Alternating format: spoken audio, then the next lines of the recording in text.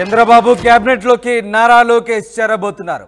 TDP ప్రధాన కార్యదర్శి Telugu Desam party విజయంలో కీలక పాత్ర పోషించిన నారా లోకేష్ కి కీలక బాధ్యతలు అప్పగించబోతున్నారు చంద్రబాబు. 2017 నుంచి 2019 వరకు పంచాయతీరాజ్, ఐటీ, పరిశ్రమల శాఖలు నిర్వహించారు నారా లోకేష్. పార్టీలో కీలక బాధ్యతలు అప్పగిస్తూనే మంత్రి పదవి ఇవ్వాలని చంద్రబాబు నిర్ణయించినట్టుగా తెలుస్తుంది. అయితే చంద్రబాబు కేబినెట్లోకి లోకేష్ను తీసుకుంటారా లేదా అంటూ 3 రోజులుగా జోరుగా చర్చ సాగుతోంది. తాజాగా కేబినెట్లోకి లోకేష్ను తీసుకోవాలని చంద్రబాబు నిర్ణయించినట్టుగా తెలుస్తోంది. లోకేష్కు పార్టీలో కీలక బాధ్యతలు ఇస్తారంటూ ప్రచారం సాగుతోంది. ఎన్నికలకు ముందు లోకేష్ సుదీర్ఘంగా పాదయాత్ర చేశారు. యువగలం పేరుతో రాష్ట్రమంతా పర్యటించారు. ఎన్డీఏ విజయంలోనూ ముఖ్యంగా తెలుగుదేశం పార్టీ బలోపేతానికి కీలక పాత్ర పోషించారు. తెలుగుదేశం పార్టీ విజయానికి లోకేష్ పాత్ర కూడా గుర్తించిన చంద్రబాబు ఆయనకు కీలక బాధ్యతలు అప్పగించే అవకాశాలు ఉన్నట్టుగా తెలుస్తోంది. తొలుత లోకేష్ ప్రభుత్వంలో చేరకంటే పార్టీలో పనిచేస్తేనే మేలని భావించారు. అయితే ఎన్నికల ఫలితాల తర్వాత పార్టీ నిర్ణయమే శిరోధార్యమని లోకేష్ ప్రకటించారు. ఈ నేపథ్యంలో లోకేష్ క్యాబినెట్లో చేరే అంశంపై ఆసక్తికర చర్చ అయితే సాగింది. ఇందుకు పులి స్టాప్ పెడుతూ చంద్రబాబు లోకేష్కు కీలక మంత్రిత్వ శాఖలు అప్పగించేందుకు నిర్ణయించుకున్నట్టుగా తెలుస్తోంది. లోకేష్ను మంత్రివర్గంలోకి తీసుకోబోతున్నారు చంద్రబాబు. మా ప్రతినిధి రాజేష్ జైన్ అవుతున్నారు. రాజేష్, నారా లోకేష్ను క్యాబినెట్లోకి తీసుకోవడం ఖాయమైనట్టుగా తెలుస్తోంది. ఆయనకు ఎలాంటి బాధ్యతలు అప్పగించే అవకాశం ఉంది? గతం కంటే ఇంకా మెరుగైన శాఖలు ఇవ్వబోతున్నారా? ఏం జరగబోతుంది? చంద్రబాబు ఎలాంటి నిర్ణయం తీసుకోబోతున్నారు?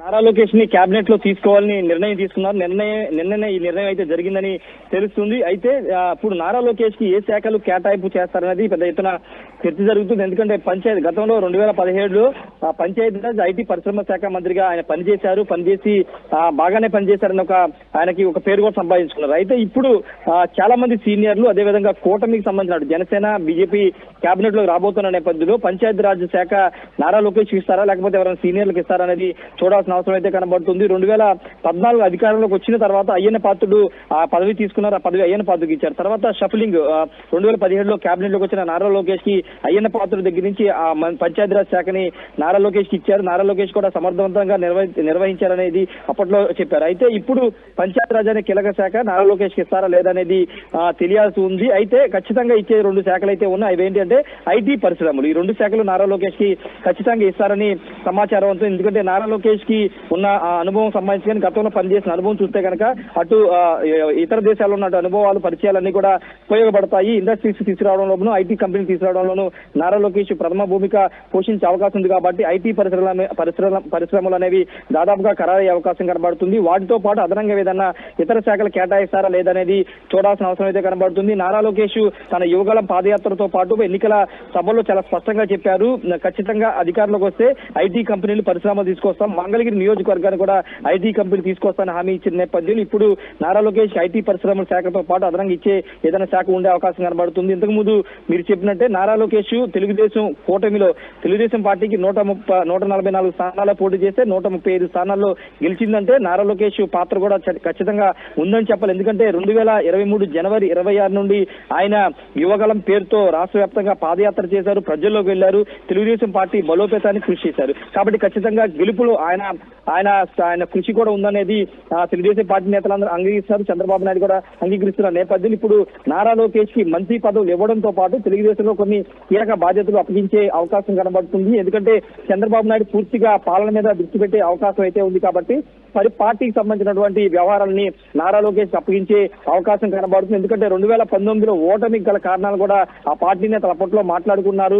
పార్టీ మీద సరిగా ఫోకస్ పెట్టకపోవడం, పాలన మీద, అమరావతి పోలవరం మీద ఎక్కువ దృష్టి పెట్టడం వల్ల పార్టీని కొంత పట్టించుకోకపోవడం వల్లే ఓటమి చెందామని అప్పట్లో విశ్లేషించారు. ఇప్పుడు అలాంటి అంశాలు రిపీట్ కాకూడదనే ఇప్పుడు నారా లోకేష్ పూర్తిగా పార్టీ బాధ్యతలు అప్పగిస్తూనే అటు కేబినెట్ లో మంత్రిగా కొనసాగించే అవకాశం అయితే కనబడుతుంది. బుద్ధా వెంకన్న లాంటి నేతలు కూడా నారా లోకేష్ కి ఆంధ్రప్రదేశ్ పార్టీ బాధ్యతలు అప్పగించాలి, చంద్రబాబు నాయుడు పూర్తిగా పాలన దృష్టి పెట్టాలని డిమాండ్ చేస్తున్న నేపథ్యంలో ఖచ్చితంగా తెలుగుదేశం పార్టీ కూడా దిశగా అడుగులు వేసే అవకాశం కనబడుతుంది. రాష్ట్ర పార్టీ బాధ్యతలు కాకపోయినా కీలక బాధ్యతలు పార్టీకి సంబంధించిన కార్యకర్తలు కానీ లేకపోతే పార్టీ సంబంధించినటువంటి అన్ని యాక్టివిటీకి సంబంధించినటువంటి కీలక బాధ్యతలు అయితే నారా లోకేష్ కి అప్పగించే అవకాశం ఉంది రామదాస్. అయితే కేబినెట్ కి సంబంధించినటువంటి ఏ పోర్ట్ఫోలియోలు ఇస్తారనే దానిపై ఇంకా స్పష్టత రావాల్సి ఉంది. మనకంటున్న ఇక్కడ రాజేష్ అంటే ఇటు లోకేష్ కూడా పార్టీపై పూర్తి పట్టు సాధించాడు.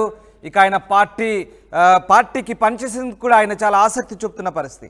మరోవైపు ఇక్కడ విధాన నిర్ణయాల్లో భాగస్వామ్యం ఉండాలంటే లోకేష్ కూడా దాంట్లో పాత్ర ఉండాలి, లోకేష్ పాత్ర కూడా ఉండాల్సిన అవసరాన్ని గుర్తించిన Chandrababu at the same time క్యాబినెట్లో కూడా తీసుకునే అవకాశం ఉందా? ఈ రకమైనటువంటి కోణంలో ఆలోచించి అటు పార్టీ పరమైన కీలక బాధ్యతలు ఇటు ప్రభుత్వంలో కూడా కీలకంగా వ్యవహరించేలా రెండు రకాల బాధ్యతలు లోకేష్కు కట్టబెట్టే అవకాశం ఉందనుకోవచ్చా?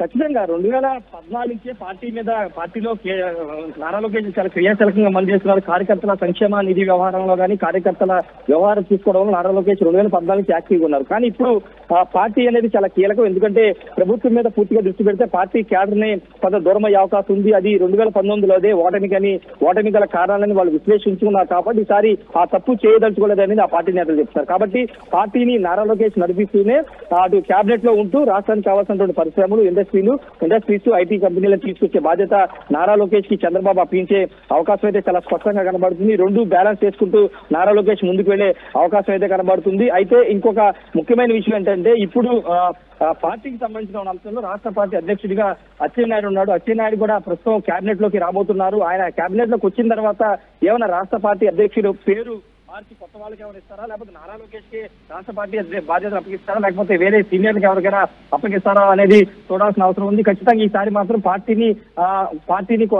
ఖచ్చితంగా పార్టీ మీద దృష్టి పెట్టాలి. పార్టీని కార్యకర్తలందరినీ ఎప్పటికప్పుడు రెగ్యులర్ గా కలుస్తూ పార్టీ బలోపేతానికి సంబంధించిన అంశాల మీద దృష్టి పెట్టాలని తెలుగుదేశం పార్టీ ఫోకస్ పెట్టింది. ఒకవైపు ప్రభుత్వం నడిపిస్తూనే మరోవైపు పార్టీ మీద కూడా దృష్టి పెట్టాలని కూడా పార్టీ నిర్ణయించింది. కాబట్టి లోకేష్ కి పార్టీలోనూ అటు ప్రభుత్వంలోనూ కీలక బాధ్యతలు అప్పగించే అవకాశం ఉంది. పోర్ట్ఫోలియోలకు సంబంధించిన అంశం పైన 2-3 రోజుల్లో స్పష్టత వచ్చే అవకాశం ఉంది రామదాస్.